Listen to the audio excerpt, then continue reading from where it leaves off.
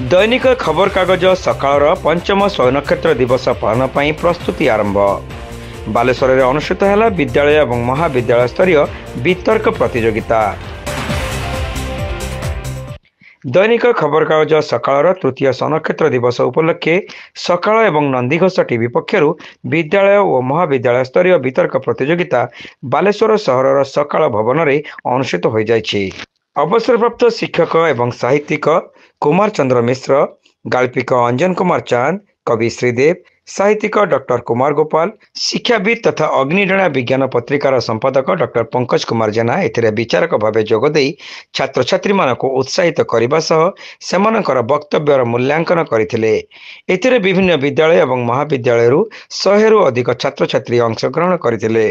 कनिष्ठ विभागर पिलामानक मध्य बही पढ़ा जरूरी ना आवश्यकता अनावश्यक बोझ कमुची कि बही प्रति आकर्षण यह छात्र छात्री उपरे बोझ हेउची कि शीर्षक को नहीं प्रतियोगी माने वक्तृता देइथिले।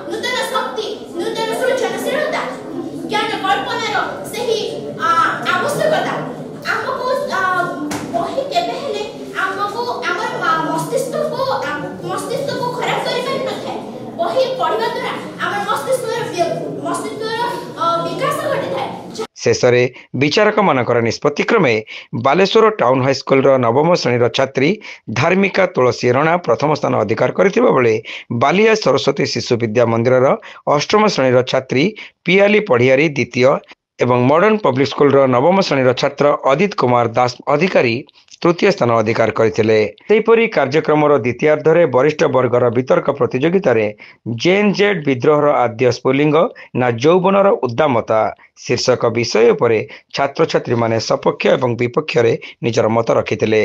एथिरे फकीरमोहन विश्वविद्यालय छात्री उपासना पट्टनायक प्रथम स्थान अधिकार करथिबा बेले temple city institute of technology and engineering college छात्र इंद्राय हेम्ब्रम द्वितीय स्थान अधिकार करथिबा बेले एवं फकीरमोहन स्वयंशासित महाविद्यालय छात्री दीप्सा त्रिपाठी तृतीय स्थान अधिकार करिसंती। सकाळ उत्तर ओडिशा संस्करण मुख्य असीम महापात्र कार्यक्रम में पौरोहित्य करने सहित वितर्क प्रतियोगितार आभिमुख्य संपर्क में सूचना देथिले। सकाळ पंचम स्वनक्षत्र अवसर रे प्रतिवर्ष भली ए वर्ष मध्य वितर्क प्रतियोगिता आयोजन कराई। सारा ओडिशा रे 30 जिल्ला रे ए प्रतियोगिता आरंभ माने हो सारी एवं जूनियर एवं सीनियर वर्ग रे जूनियर रे हाई स्कूल एवं सीनियर रे कॉलेज एवं विश्वविद्यालय वर्गर छात्र छात्री माने अंशग्रहण करुचंती। आमर सकाळर सामाजिक दायित्व एवं पिलामानक मध्य सृजनशीलतार विकास पई यही सब कार्यक्रम को हाथ को नियाई एवं यही प्रतियोगिता रे जे माने जिला स्तर रे प्रथम स्थान अर्जन करेंगे से माने डिसेम्बर 1 तारिख भुवनेश्वर रे राज्य स्तरीय प्रतियोगिता रे अंशग्रहण करेंगे। डिसेम्बर 1 तारिख रे आमर प्रतिवर्ष भली ए वर्ष मध्य मिनी माराथन आयोजन होगापी जाऊँगी जो एक सुस्थ समाज गठन नहीं आमे प्रत्येक वर्ष वार्ता दे था एवं उत्तर ओडिशा संस्करण 4टी जिला को नहीं माने प्रतियोगिता हम माराथन प्रतियोगिता एथिरे बालेश्वर मयूरभंज केउझर एवं भद्रक प्रतियोगी माने जोग देबे एवं बुद्धिजीवी मानक मध्य जोग देबे। परे वितर्क प्रतियोगिता अंशग्रहण करिथिबा उभय कनिष्ठ एवं वरिष्ठ विभागर समस्त छात्र छात्री मानकु प्रमाणपत्र सहित कृति प्रतियोगी मानकु प्रमाणपत्र और ट्रॉफी प्रदान कर जायतिला।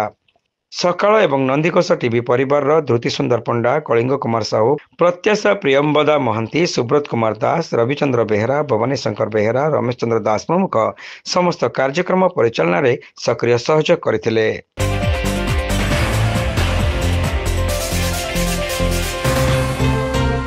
Saint John college of nursing and paramedicals रे एडमिशन चली। बैचलर ऑफ फिजियोथेरापी बा बीपीडी कोर्स पई जोगाजोग करंतु। Saint John college of nursing and paramedicals mission compound Baleshwar.